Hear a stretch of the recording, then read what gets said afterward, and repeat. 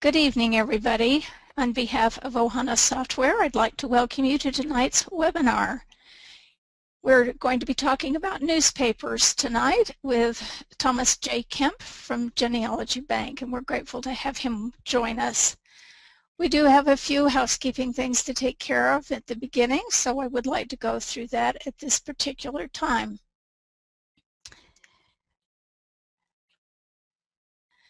If you'll stay tuned and stay through the whole webinar, you will be informed of a special offer that we're going to have.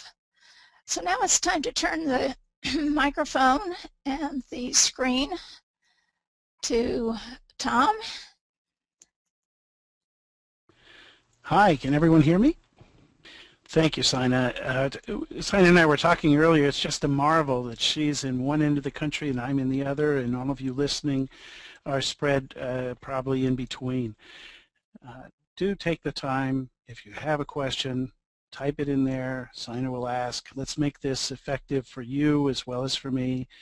And you can contact me at Genealogy Bank at any time. I'd be happy to answer your questions, perhaps on any phase of genealogy, but especially with the newspapers. But truly, if you have any questions, anything you've been stumped on, feel free to write us, and we'll see if we can't help you. I think newspapers are terrific. This is a great opportunity for us as genealogists. I've been at this probably just almost 50 years now. Many of you have been doing this for decades, and newspapers have been sort of the untouched resource for genealogists. They were just simply too difficult for genealogists to get into, too inaccessible. Libraries did not acquire in bulk microfilm of newspapers from all around the country. They would perhaps collect for their area. So it required a lot of travel by genealogists to get to them. And now having them only over the last 5-6 years available online, it's just an incredible day. I am speaking on behalf of Genealogy Bank, which is the largest provider of online newspapers today. It's very exciting. There's over 6,500 newspapers up at this point, and it's growing by leaps and bounds. We probably put up 20 million, give or take, new records every single month. And people ask, how about my state? How about my state? How about this paper? We update and expand the coverage of over 3,000 newspapers every single day. So your state is absolutely being covered every single day. We'll publish a list each month of what's been added, but we'll only scoop out maybe 100, 150 of the titles that we've added content to, because when you're adding to 3,000 newspapers, literally every single day, we couldn't possibly list every paper and every single item that's been added, but it gives you a good flavor of the variety of what's available. So newspapers. Well, a little bit more chit-chat about Genealogy Bank. It does cover all 50 states. It's up to 1.3 billion records at this point. There are several buckets or sections in Genealogy Bank, and there's over 400,000 rare books and documents there. All of that boils down to hundreds of millions of names and over 200 million obituaries, which people do tend to focus on. Tom, we already have two questions. One is, will Genealogy Bank get more Canadian newspaper content? The operative there is more. We don't have Canadian newspapers. Everything in Genealogy Bank is U.S. published newspapers. Now that said, if you go along the border of the country, just as it is with neighboring states, newspapers want to appeal to their market. And just because they're published in the United States, their market is also readers across the border. And so you'll find that up in Maine and Michigan, different areas, it's very clear that the newspaper routinely included obituaries, marriages, and the like for Canadians as well as the U.S. population. But in terms of having Canadian newspapers, we do not. It's only U.S. content. And you said there Okay. was 2 questions. What was the other? Yes, the other one has to do with papersofrecord.org, which was bought by Google, and Valerie would like to know where they can find that. You know, I look for that from time to time. I'm not seeing that they ever put it up again once it was taken down, but I'm confident that it hasn't been lost, so to speak, and I would be happy, Valerie, to look for that again after the lecture and see if I can help you track it down. So if you want to send me by way of Sina your contact information, she can give that to me after the program, and I'd be happy to track that down for you. So go ahead, do continue to send in the questions as you have them. And but newspapers are so critical right now. And what I really want you to consider as you look at the paper is that you read all of it. That when you grab an obituary or you grab a marriage notice, that you take the time, just make a plan that you'll read through that day's newspaper. And make that part of what you do, and you can easily flip in Genealogy Bank. Just use the features that we have on the site and flip through the day's paper once you have the obituary, once you have the marriage notice. See what life was like the day your ancestors were born, when they died, or when they got married. One of the great things about the old newspapers is that it does contain what happened every day of our ancestors' lives. We have the papers going back to the 1600s, and you just find some fantastic articles. And I always wonder, is this a story? Is this part of a family's heritage? Do they still remember the story? Has it been passed down? And if not, people are gathering these nuggets now like never before. And I thought this was the most spectacular obituary that I'd seen in a long, long while. This was for the widow, Hannah Lyman, and her maiden name was Clark. And it talks about when she was born. Obituaries are great for giving these details. And but the key item here was she remembered the great earthquake of 1755. She talks about how it gripped them, how the family was terrified, how the mom said, you know, we must look to God. I mean, there's just, there's nothing I can do to save you children. I mean, it must have been a terrifying thing, just like you hear earthquakes today. And here's one from the 1750s.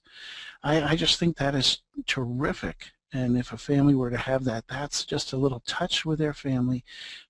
Goes beyond the names, dates, and places. It gives you really some of the fabric of the life of the family. That story was no doubt told and retold. It was such a gripping story that in her obituary, her friends and neighbors included it because it just probably left them spellbound that she could remember that, and she would tell that story from when she was a little girl. And that's the kind of thing I love, when people find that in the newspapers and they can incorporate that so it never will be lost again, that the family will have it, record it, and pass it down. Interesting stories.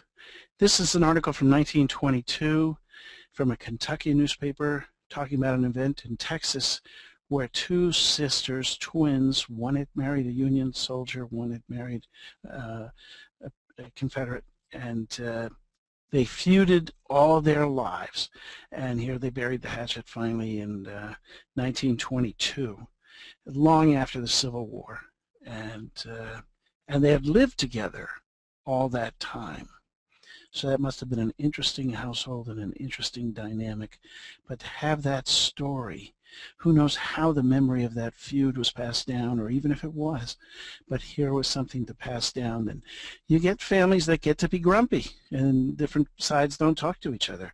And here was some that didn't talk to each other, weren't civil to each other, and yet after all those decades. And it's a very lengthy article. What a terrific find.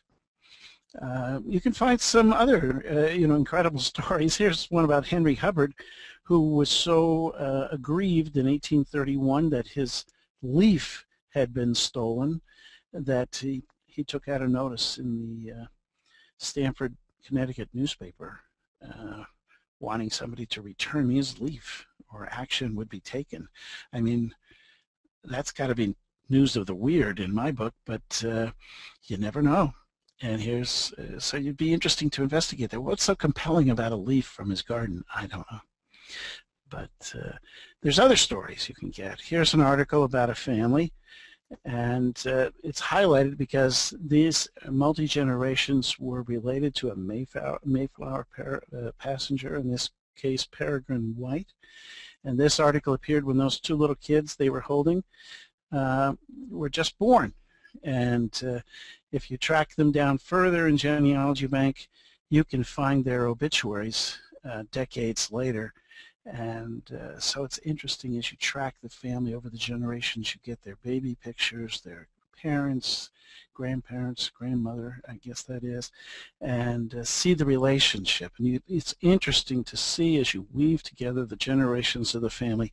And all of this was an article because they had gotten together for Thanksgiving and the Mayflower and all touching together. But I find it interesting that decades later there's their obituaries, and if you check further in Genealogy Bank, you see there's Peregrine White's obituary back in 1704. So here you have the first European, if you will, born in America, and yet his obituary born in 1620 on the Mayflower in the harbor, and here's his obituary that many years later. So Genealogy Bank really spans the centuries.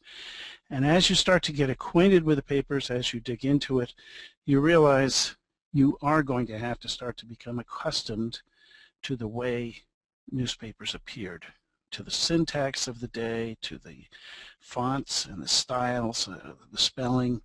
And so you get right off from the very first word, and this would be terrific, I think, for incorporating the kids and the rising generation to get them involved.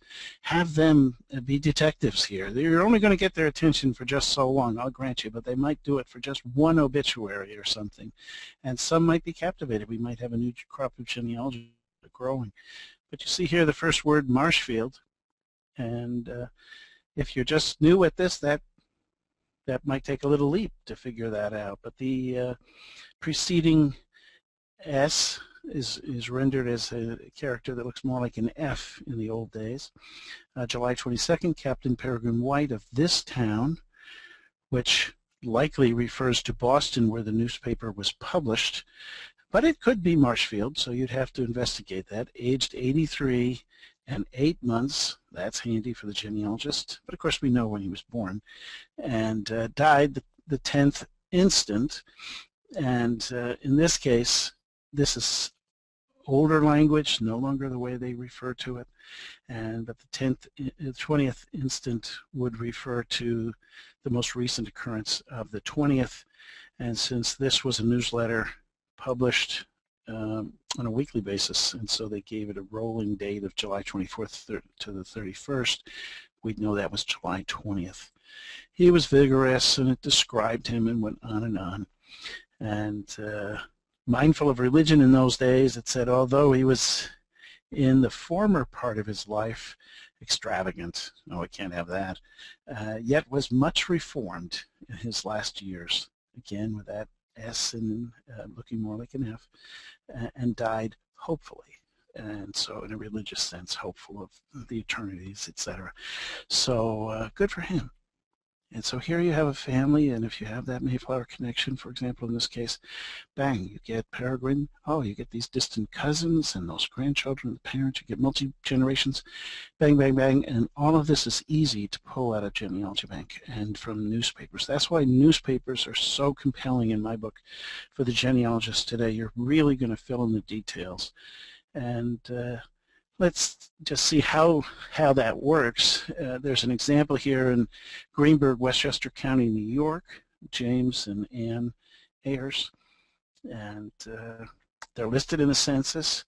And right away, if you look in the 1850 census, and you see this over and over, they have an 8-year-old child, a 6-year-old child, and a 1-year-old child, and then you immediately say, something's wrong here. There's a gap. It's just so compelling and so likely that there would have been another child. And so by looking in the newspaper for that period, say the mid to late 1840s, you might want to check and see if there had been a child born and if there had been a child that passed away. And of course, the census at that point is not going to name them. You'd have to go to alternative sources. Newspapers are a terrific outlet. And there we find here that there was a child, Lavina, and on the 28th ultimate, meaning, of course, this was published on published in December, and so we know the 28th ultimate would have been the 28th of November, 1848. Short illness, 3 days. Youngest daughter of James and Anne died and gave her age in years, months, and days, which they really like to do in the 19th century. So very helpful. It helps us to plug right in her date of birth and to compute that back. So a terrific source. It's not independent. You can use it in conjunction with all the other resources you're using, as in this example with the census. Nice that it tells us the precise town that they're living in. So there's very, very helpful. Tom, we have a few more questions that have come in, not necessarily on this topic, but I want to get to them before we go much further. Back to the question about Canadian papers, Liam Park wanted to know if you were considering doing any Canadian papers in the future. Well, at this point we're not. Our parent company, Newsbank, of course, does newspapers from all over the world, the Far East, Europe, South Latin America, Canada, the UK, and so that is something that's been worked on for many years, and but I can say that at this point there's no immediate plans to add content beyond the US. Okay, thank you. Then we have a question about Irish Americans living in the United States. Gary wants to know, where do I need to look to get information about these Irish Americans, and is there a specific paper that he should look for?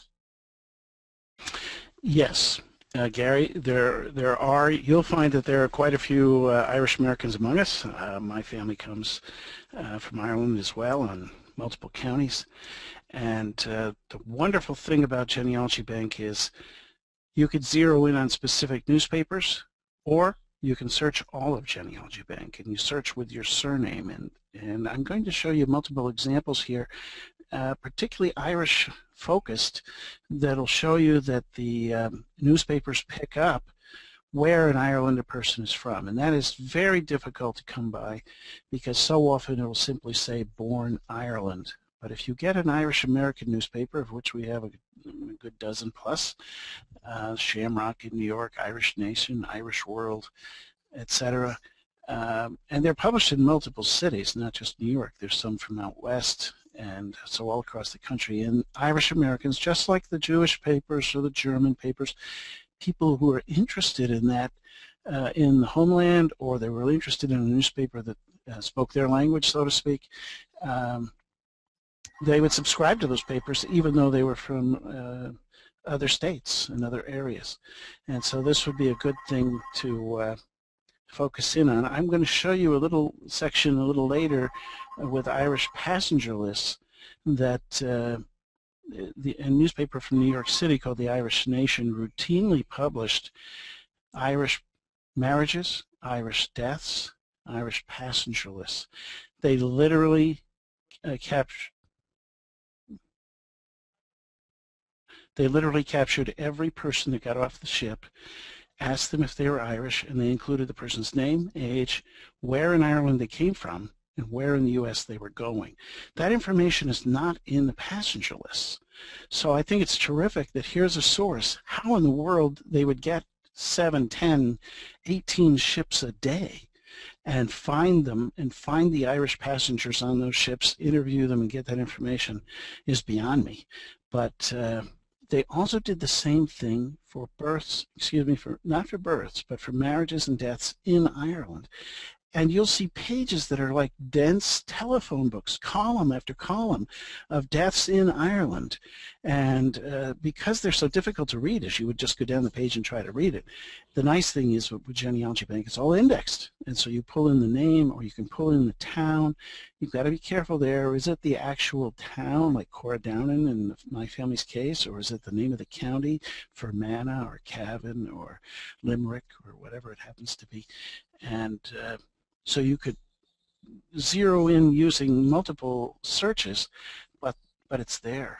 And that's stunning, because with Irish civil registration not beginning until about 1864, earlier for the marriages, Protestant marriages, I understand, and there are the church registers, but in general, the civil registration is not beginning until 1864. You got the newspapers that are going much earlier than that, 10, 20 years earlier. So here's a terrific source. How they got the people to send this information, I'm not sure, but they did, and it worked, and we have it. It's just a wonderful thing. That's great. The questions keep flooding in, and I know that we need to keep working. Let me just give you a view of some of the questions, and maybe you can answer a few of them just kind of real quickly. One of them, just as a comment, Genealogy Bank also has Irish American Weekly. Somebody wants to know how they can access Newsbank. Well, this is how you access Newsbank. You're getting it through Genealogy Bank. All the newspapers that are in Newsbank, all the U.S. newspapers are in Genealogy Bank.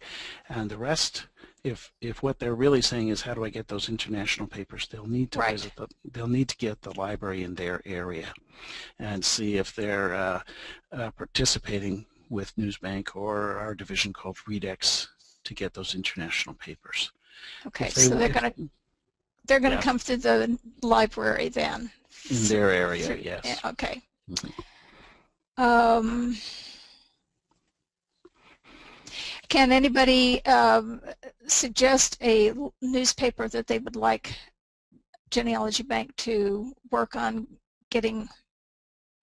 Yes. Can they send in suggestions? Yes, please, yes. And they can do that on our Facebook page. They can do that on our blog. They can do that by simply sending in an email.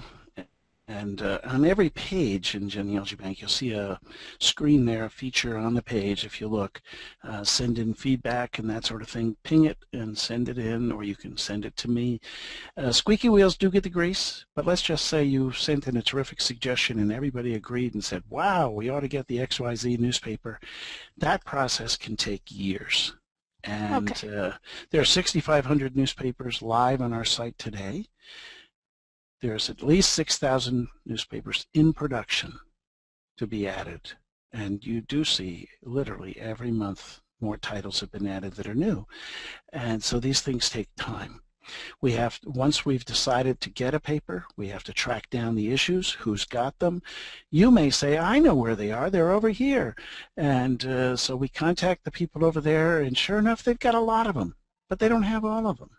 And maybe the newspaper itself said, oh, well, there was the flood, there was the fire, or, you know, we just weren't that interested in keeping them, and so they've got an erratic, incomplete collection. We try to get it as complete as possible. And we'll keep digging. We'll find the archives. We'll contact other libraries. We'll go to likely sources. And then if the copies aren't good enough, we have to go find better copies. At the end of the day, we'll go with it and put it up. And that's why every single day we're adding and filling in. Better that we got up some of it. And yeah, we know June was missing for whatever reason, and we're still looking for June 1852 or whatever. But as they find those issues or they find better issues, they'll plug them in. And that's how it works. Now, sometimes the publishers agree and say, okay, we'll let you publish it. And but we always go through the front door. We always work directly with a publisher or the owner of the content, and don't surprise them by just all of a sudden putting it online. So all the agreements have to be worked out. We may be very, very willing, but if they aren't, it may take a while. Or if it's not practical or realistic to track down the copies, we haven't found them, then it'll just have to wait. And we have newspapers in multiple languages, English, German, Spanish. We have the largest collection of Spanish language American newspapers, largest collection of African American newspapers, and Irish American, German American. It just goes on and on. Italian, a nice collection of Italians coming online. Various groups, ethnic groups, various languages. So there's a lot of different specialty newspapers as well as mass market general newspapers. Big cities, small towns, real wide selection across all 50 states. One of the popular features in newspapers are the birth announcements, births, marriages, and deaths. And you can see they come in all flavors here. There are the regular columns that appeared with birth records, but they also appeared in some newspapers as part of the classified ads.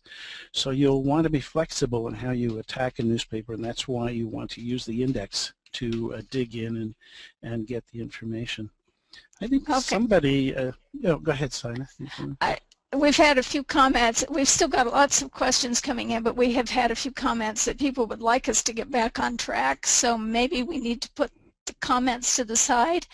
Can they send emails to genealogybank.com about some of their specific questions that they have? Yes.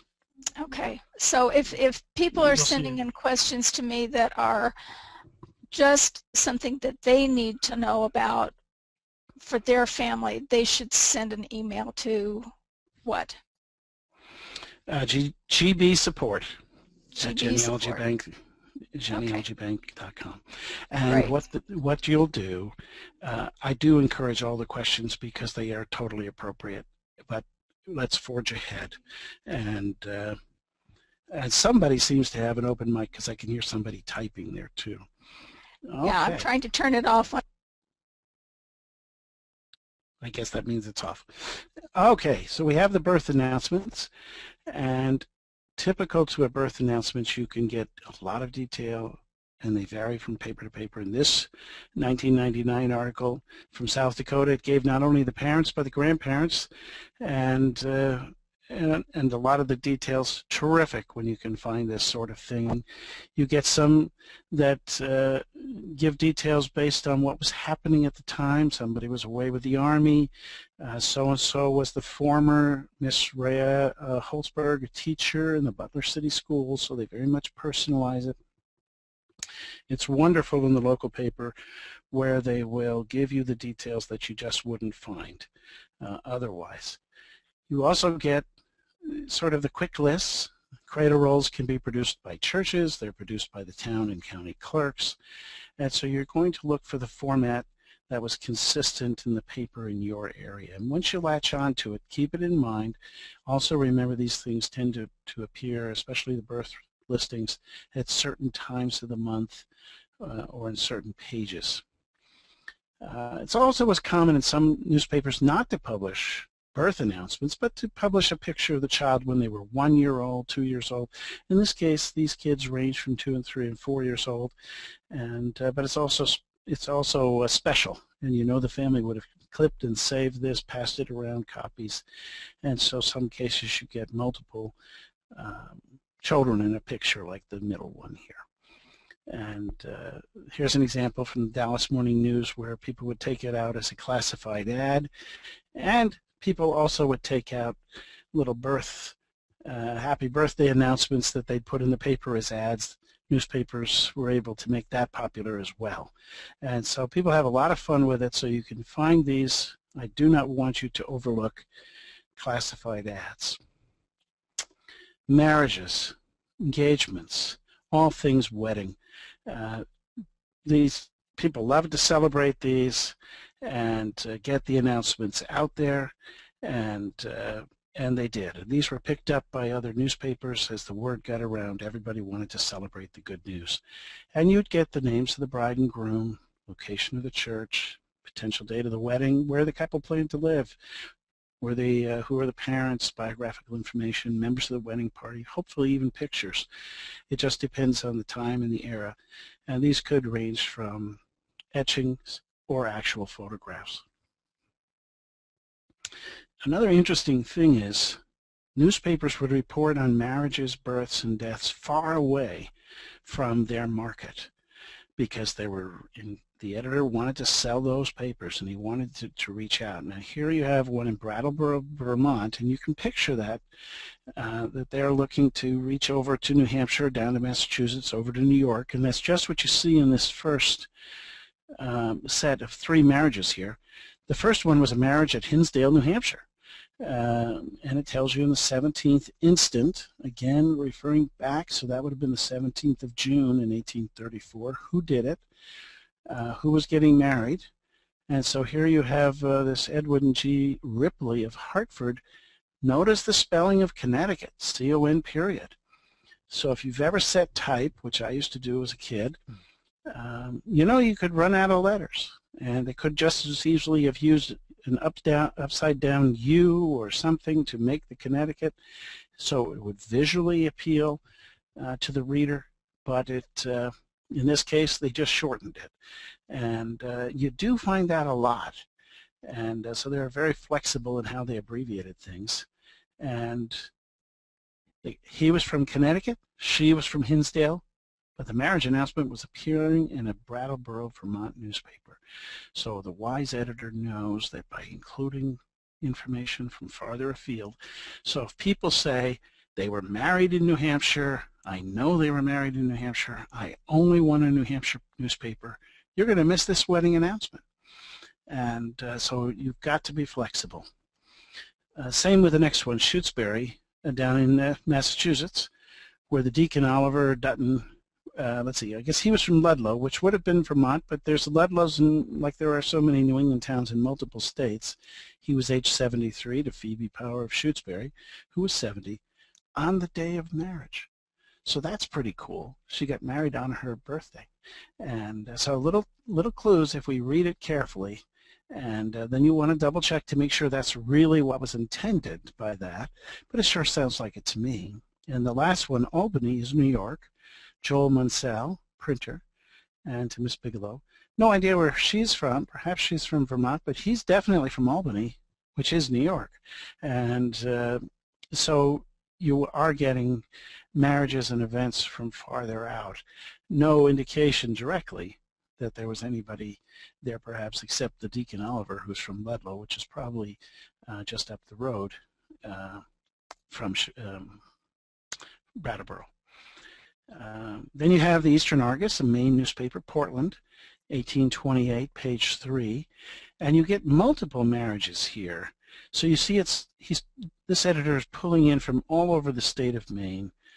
In this town, okay, that'd be Portland, and the next one's in Falmouth, and the next one's in Gray, and Wyndham, Vassalboro, China, Maine, Sydney, Maine, Deer Isle, and so they're really appealing to people all across. As long as my cursor's down here, notice this first name, Mr. Admiral Sawyer. That's his first name, was Admiral. I looked it up because I thought, oh, we got an admiral here, but it's not. That was his first name. So you're going to have to be very flexible. What may appear to be a title might not be. And so then you go, the first marriage, oh, it was on Thursday evening. Hey, when was that? And so you can go to your perpetual calendar. You get one for 1828. You know the newspaper was published on the 19th, so you flip back to Thursday, it's the 14th. And so you quickly find out that on Thursday evening last, so that was the 14th, you now have a date. I hear a little Twitter in the background. Does that mean you have another question, Sina? We do have several questions. I'm going to limit it to just a couple. One, we do have several people that would like to know how you can actually do these searches, but the one question that was asked, if I can find it again, was will the index catch all of these listings, or do you need to just peruse through the individual papers? All of the above. The indexing captures every single word in the newspaper, every single word, and it's done by OCR by computer. And so if you look at the old newspapers, some of them are made on handmade newspaper with hand-carved fonts, and so it can be very rough, very tough for a computer to see it. Some are modern newspapers, and we receive the computer feed, so there is no intervention It is the same exact computer feed that was sent to the printer, and in fact we handle it for newspapers. The parent company called Newsbank. We do service the newspaper industry, and we serve them by taking those feeds and creating what appears to be the online newspaper that with flippable pages, because that's a service that newspaper needed. And so that same exact feed, but then if you range back into the 1828, for example, you can see there's a certain roughness about the page. So that may cause things to be a little glitchy along the way in an index, but just like an index in the back of a land record or the probate register or vital records, you have to be flexible for the handwriting. Can you read that handwriting? Can you see it now the way they saw it then? Did you understand their indexes or their abbreviations? And so you're going to attack a newspaper index, Genealogy Bank, just like you would any handwritten or typed index. And I'm going to show you some techniques as we push forward here where you're going to be searching and some strategies. So let's keep forging ahead. I think we'll answer some of those questions as we go along. Great, thank you. Okay. I want to point out to you that you want to read everything in the paper. Notice the clues. And so here you have a marriage, and they refer to them as being the second daughter of, or the youngest daughter of, the late. And so you get a lot of clues there. I remember having a wedding announcement for my family, and it was years later that I went back through and reread it, and I was going through the list of attendees, and all the Kemps were listed one after another, and then I looked at the last name, and I said, Florence. Who's Florence Kemp? And of course that was a clue to leap off that these were people from New York City and they had come up. But fortunately they had attended the wedding, and so it was a good step forward. Here you have a wedding in Baltimore, reported in the Baltimore paper, let's see, the Philadelphia paper, but they're from Cumberland County, Maryland, which is out where Camp David is, out at the extreme western end of Maryland. So you have Garrett County and Amos Broadwater.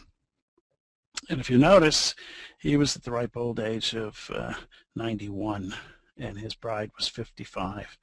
And so it does give the names and the residences, when they were married, where. Talks about his first wife having died 14 months ago. They'd been married 63 years. They had only death in the family. Gave you the number of children, grandchildren, how many were still living, that sort of thing, 102 great-grandchildren, and on and on. And so it's great stuff, packed into just 2 paragraphs. And interesting to point out that if you look in the 1880 census, there is Amos and his good wife, Sarah. And by the time you look at the 1900 census, here is the children. Here is Amos again, the father, listed as a widower, and gave his birth date. So if you did not know that he got married in 1895, you might think that he was a widower because Sarah had died, but he had lost his other wife. And so you need to piece together all the facts, and it's just wonderful how newspapers can do that. Not only when they got married, but they're celebrating their many anniversaries. My parents just celebrated their 68th wedding anniversary. So it's just astonishing what's accomplished in the long lives of people. But not every marriage turns out to be happiness, and divorce, which by popular belief is clocking in around 50%, is actually clocking in somewhere around 10 to 15%. But it's a common myth out there that half of all marriages end in divorce. That's not true. So it's one of those little, you can be a myth buster. And but there's lots of divorces. And another myth was there wasn't divorces in the old days. There are plenty of divorces. It may have been more difficult to get them, but people did get a divorce. And so you will find divorces early on. Here's one in 1751, and another one in 1862. And so these things are filed routinely, and you can get the details. And so you do want to check for everything. In this case, they're listed with the legal notices. So it might be something you might have passed over, thinking that legal notices just involved criminals or what have you, maybe probates. but it is more than that. And I do like to point out, we referenced earlier from an earlier question, there are all types of specialty newspapers, in this case Jewish newspapers, of which we have quite a few. We mentioned the many, many Irish newspapers that we have. The nice thing about the ethnic, if you will, Hispanic language, African American, these specialty newspapers will give more information about that person that might not appear in the other paper because they know the reader is interested. And so, for example, an Irish newspaper will say the name of the town back in the old country, or will say more than born in Ireland, but it'll say born in County Monaghan, as in this first reference here, because they know the reader would remember that county or would know that town, or maybe give a little fact about the family, etc. Also notice that just because the language of the newspaper was Spanish doesn't mean you're not going to need it, because the readership is going to be everybody in the community. And so here's a case where the wife of the Honorable T. Rusk has died, and the date she died, and you say to yourself, why are they publishing that in the Spanish newspaper? Well, perhaps there was an interaction, perhaps they're just reporting all deaths in the community. I don't know. But you don't want to discount it just because it's in Spanish. You want to track down every lead and see what you can find. And it should be easy for you to get translation by using Google or call upon somebody at the local high school, etc. So branching out beyond births, marriages, and deaths, you do get the family reunions. Newspapers love to report on family reunions. These were news. When the Marsh family showed up in town, or the Rhea family, or the Stewart family, this was a big deal. And in this case, in Decatur, Illinois, the family showed up, the descendants of Jacob Garver of Switzerland. So this dense paragraph gives so much information. And they always follow the same formula. Hey, what is this family doing here? Why our town? Oh, they were original pioneers here. Oh, where'd they come from? Who's the oldest person attending the reunion? Oh, any famous relatives? Any favorite recipe? Who's the youngest person at the event? And they would go on and talk about it. This can be a terrific source of family insights that you just aren't going to get because not every memory, every tradition, every story was passed down in the family. Sometimes the family reunion is a little bit different. Families are trying to get reunited, and they're publishing a little notice to try and find their family member. This was common in a newspaper in Honolulu, where people would publish notices looking for sailors. And so many people from New England or all across the country, they left town and they were going to go on a ship and find themselves around the world. And so James Marston did that from Hampton, New Hampshire.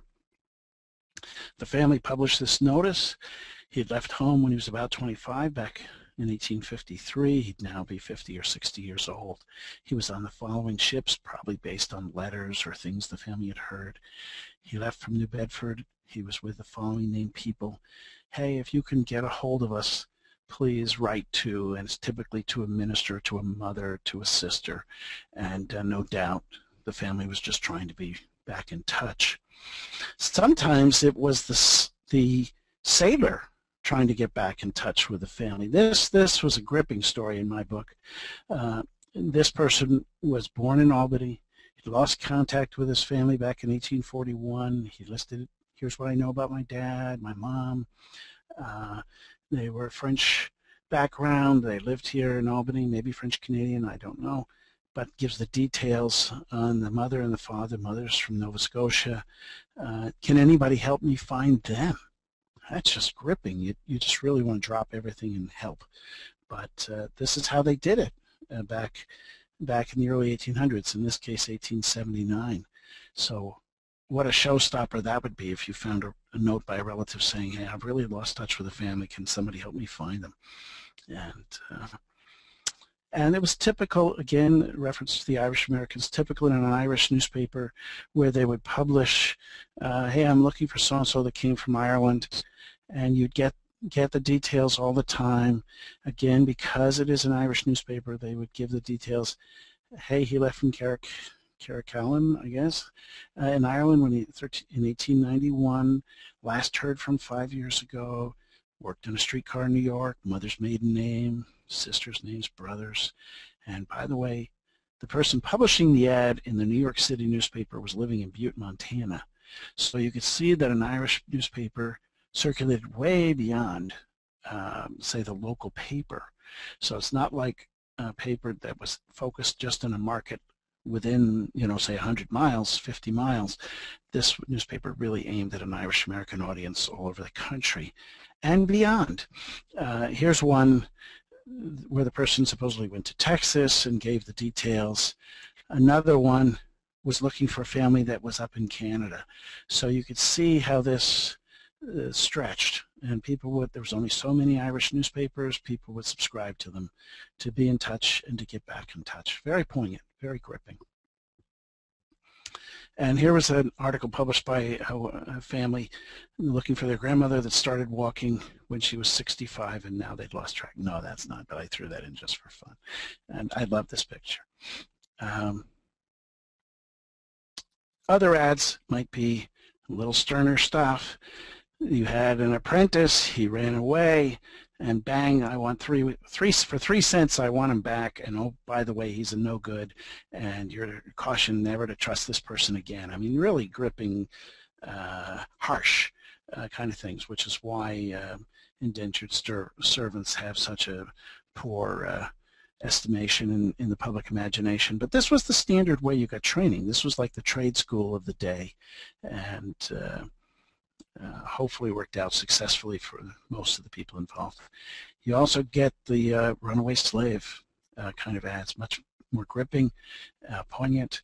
One of the things that quickly leaps out at you in these slaves are everybody had a name. And you often get that myth out there that they had no names or something like this. They had a name. And so you just start to piece these things together. Very, very difficult. It is going to be through newspapers that people do reattach families. As we're using these resources now, some sources that would have thought to be a family history that was impenetrable, they're now piecing together the parts, a line here, a line there. Gripping stuff, gripping stuff. Military records come in all shapes and sizes. Yes, there are thousands, millions of articles about wars and the battles. So if you know your guy fought in a specific battle, you can find the battle. You get the maps, you get the details. But there's also details on the deaths in the military, and not always during a war. Sometimes the deaths were because the Spanish flu was coming through or some other illness that just sort of swept through a camp. And here was information about various camps and the people that died, their next of kin, names of the funeral homes. So a lot of clues there beyond obituaries. This was just in the normal content of the paper. So you do want to track down every reference to your surname. In this case, it's a pension granted for the Revolutionary War in 1887. You say 1887, Revolutionary War. It's, yep, this is probably the last of the Revolutionary War pensions that was granted. And of course, it was to a young girl that married somebody who had served, but then she became entitled to a pension. Just by way of trivia, the last pensions of the Civil War were granted at about midnight as the last act of President Eisenhower because it was so intensely controversial.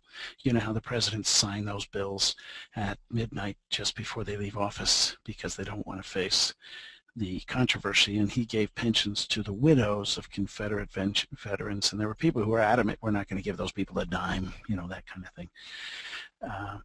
But they came in all shapes and sizes. There's the draft lists, which in effect become censuses of men. This was a front page story in Oklahoma, and you can see that for Noble County, they listed all the men and listed them in the draft. But with draft lists come slacker lists, and so they published in the paper people who did not show up for military service as a way of shaming them into getting with the program. Or in this case, it was too late to get with the program, so we just wanted to shame them anyway, you know, so they published a slacker list in the Trenton Evening Times in New Jersey. In this case, it's get-togethers, military reunions, just like a family reunion. And they're going to relive the stories. They're going to talk about what happened. Typically, these reunions happen annually or more, even more often sometimes as the years marched on. And they would tell about the soldiers lost. And so you want to comb through those things, even though they may have been long after your person died. Do I hear you're Yes. trying to reach me? Go, Sina. We have a few more people that have asked about how do I do the searches. Some people, they've said that they've had a subscription a long time. Okay, we've got about 8 minutes left. We've got about 8 minutes. Okay. Okay. And here's an article about the Revolutionary War. And I love it when they talk about the service people that died and give the details. And I found this one the other day by Isaac Bassett, where he had attested to his part of the service in the Revolutionary War.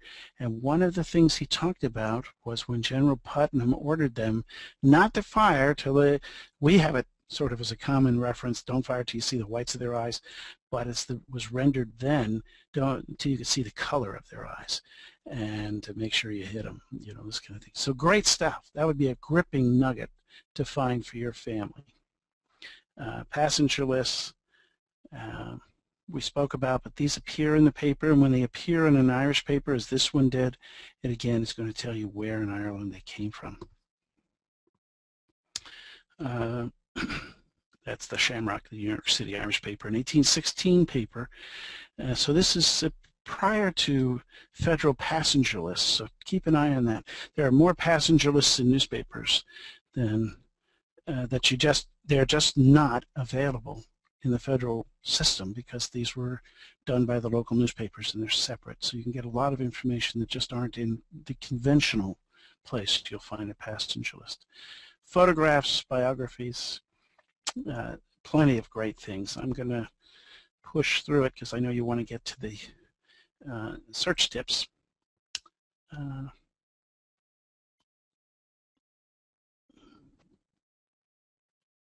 Why don't we just forge ahead? Tips, searching. Team, what you want to do is search with less. The biggest mistake that I find people make is they see the search box and they say, I'm going to fill it up with everything I know. Here's his first name, here's his middle name, here's his last name, here's every keyword I can think about that applied to his life, here's the date range, or better yet, people will check this other button for date, and they'll put in the date that guy died because they want to get his obituary. And that's just guaranteed they aren't going to get any hits, any search results. Now, once you've been doing this for any length of time, you know that that's not how you search, because this is going to search and find every word you include has to be in the article. So you want to say to yourself, well, let me step back here. You're going to operate from the basic rule of thumb.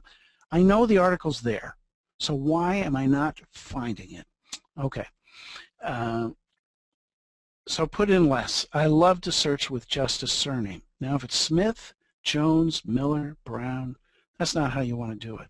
So you pick the word in the surname, the first name, last name, that are the most unusual, and search with those. Maybe it's the name of the town they were from. And so you try to be flexible and anticipate what the publisher would have included in the paper. So you also can click, as you go on our front page, click on the section that applies to your family. So you can go right to birth records and say, I only want birth records. And so in this case, if you plugged in, you're on the search by clicking that birth records section, put in the last name, put in 1875. Hey, I only got 2. Looks like the same 2, but in different papers. And you click, bang, there it is. It comes right up. And it's brief, but it is the birth announcement you were looking for. So it could save you a lot of time. Or you're going to click on the section just for the marriages. And you put in there and you say, I know that Kimball married a Colby, and they married in 1817. So you could try specifics or leave out the year. So if you say, oh, I didn't quite get it, maybe they were married in December of 1817, So it didn't appear until the 1818 newspaper. So leave the year off or something. But by putting them both in, bang, I came up with some. You would see that this is their marriage appearing in newspapers in multiple states, New Hampshire, Massachusetts, etc. So this is great stuff.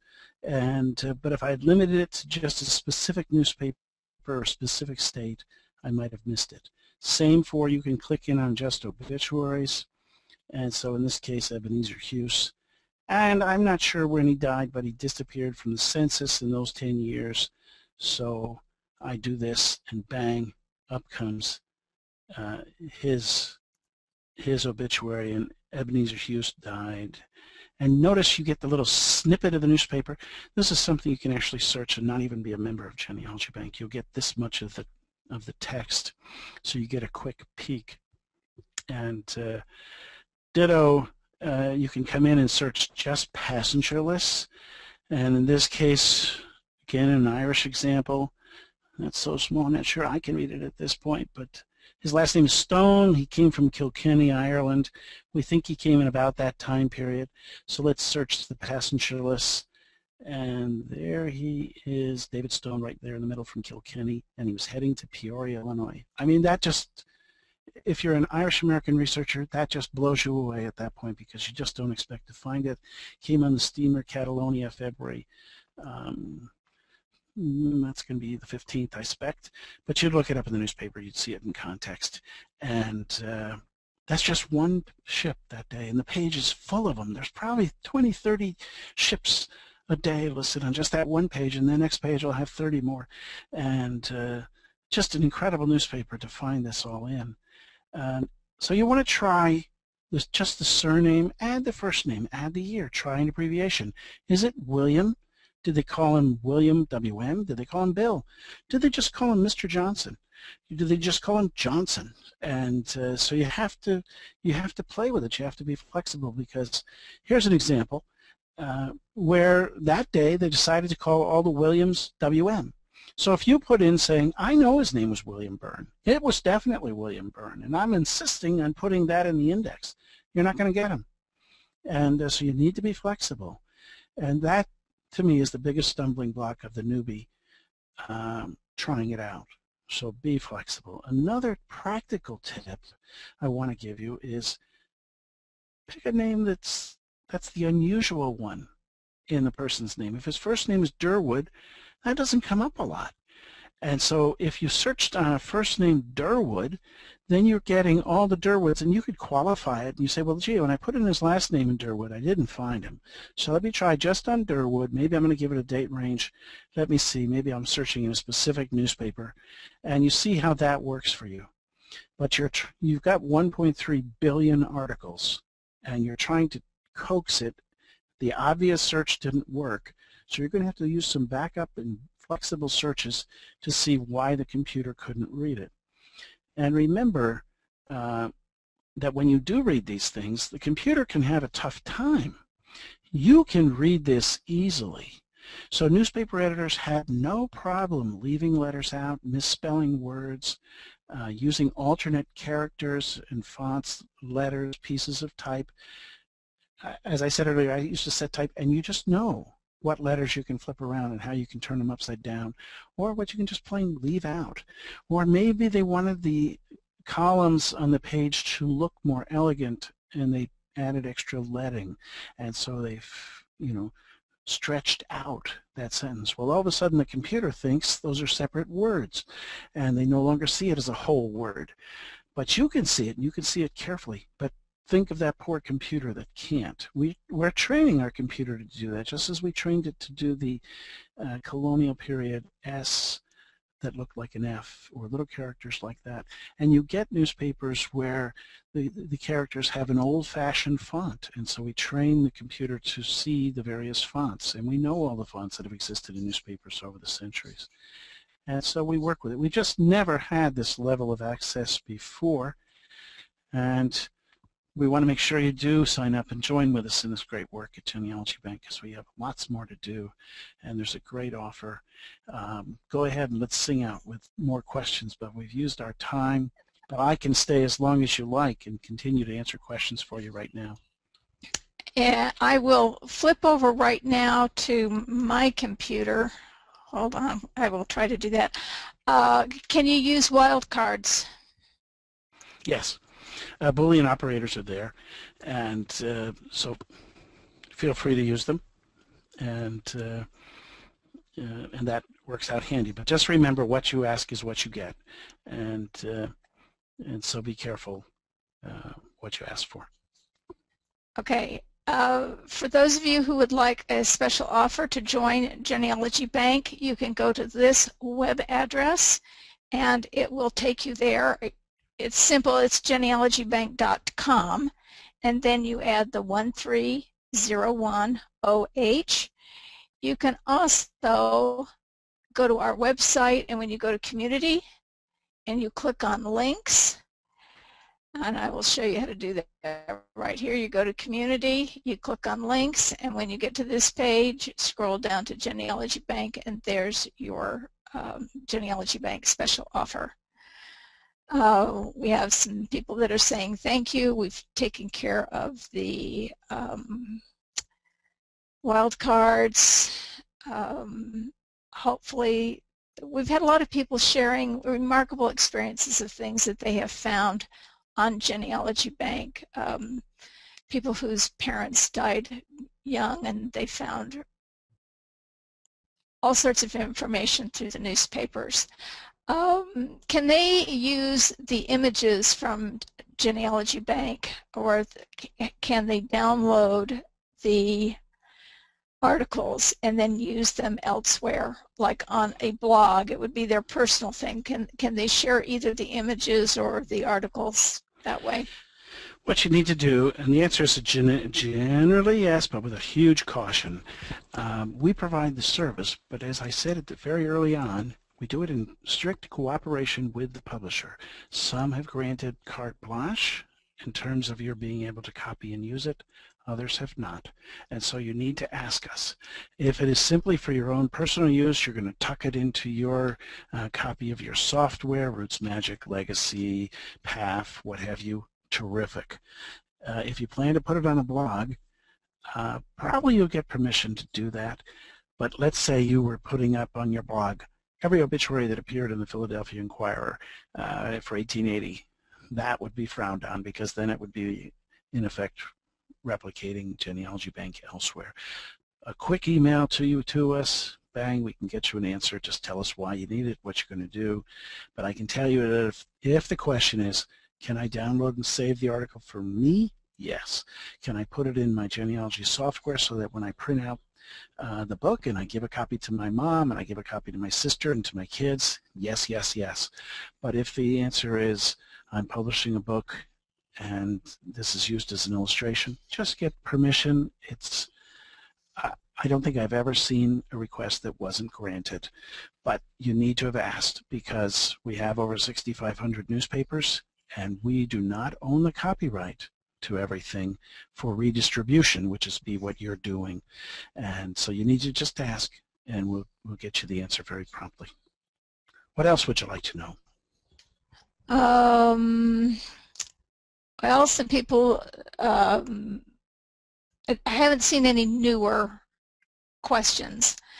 Is there a place on your website that gives those same hints, and additional hints if they're available, on how to search to try and find their people? Is there a place on the website for that kind of help? Yes. I guess you want to switch it back to me for a second? I'll switch it back. And I'll pull up, and I'm pulling up Genealogy Bank as we speak so you can see it. Right up here they have something in the corner called the Learning Center. Just click in there, or you can click under Help. But the nice thing about the Learning Center is it's got every article we've written for the past 7 or 8 years, depending on how long the blog or the newsletter has been in existence. But looking at the newsletter, for example, you'll see by clicking there, articles of the newsletter go back to 1910. They're packed with examples, packed with search tips, just as the blog is, and the blog goes back even farther back. So absolutely you want to use it. You click on it, and for example, here today's article was on using German American newspapers. And so there's things that specialize, or there's just the generic search tip, but it's all in there. And you may have noticed that in the, I'm going to come back to the, well, can I? The PowerPoint in this offer, just so you can see it. Notice that there's a free ebook that comes with this, which gives many of the examples I gave you tonight, but it gives you in-depth searching, in this case for obituaries. But some of the tips are very applicable across the board, and we have a whole suite of ebooks that you can get to help you, as well as online help screens. You can always write us, call us on the phone. Here's the phone number. We're happy to help at any time. And Other questions? Yes. What about downloading newspaper images in a larger file than at a more reasonable size than originally found? Just watch and see that when you go to download something, and I'll just do a generic search for you here. Hopefully, bang, bang, it comes up real quick. But you'll notice that when the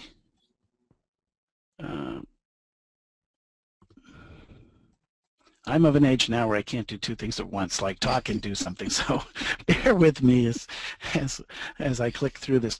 But you'll notice that when the screen comes up, bang, there's the article, and there's a little icon that says PDF. And you can click on that, and oh, Kemp is arrested. That's wonderful. But let's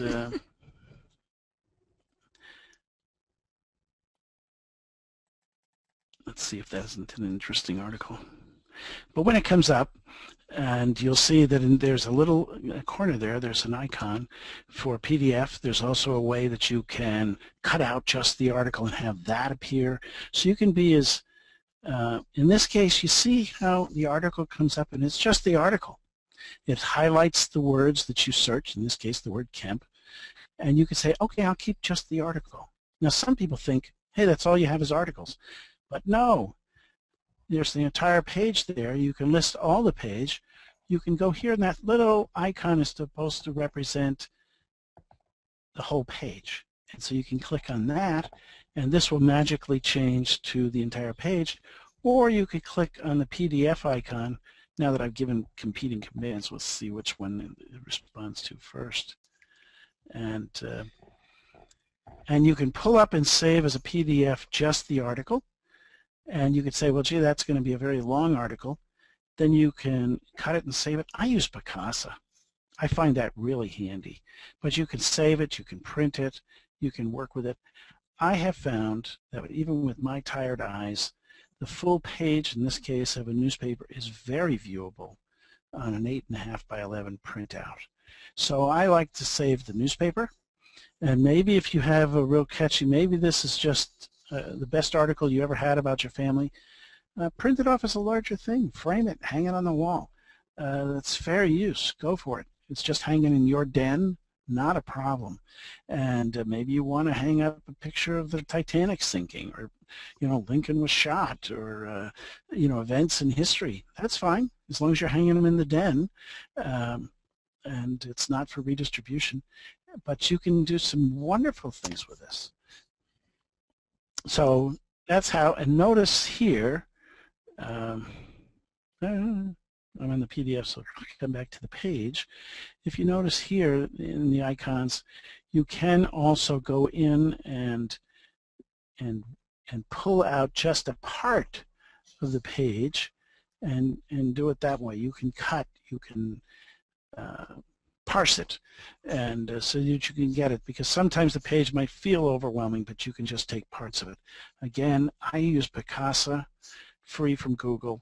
I find that more than sufficient for what I do, and I think you'll find that's pretty nifty. Other questions? Somebody asked, I think referring back to your ability to share articles with other people and getting permission, they also asked about does that go for sharing it on their Ancestry account with where they have their tree? Again, they need to ask for permission because that's redistribution. You've now put it online on another site. So it applies to your blog, it applies to whether you put it on Ancestry, etc.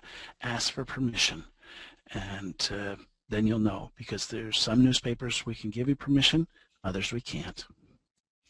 And I think the last question that we can address right now, is there any cooperation or joint venture planned with Ancestry.com?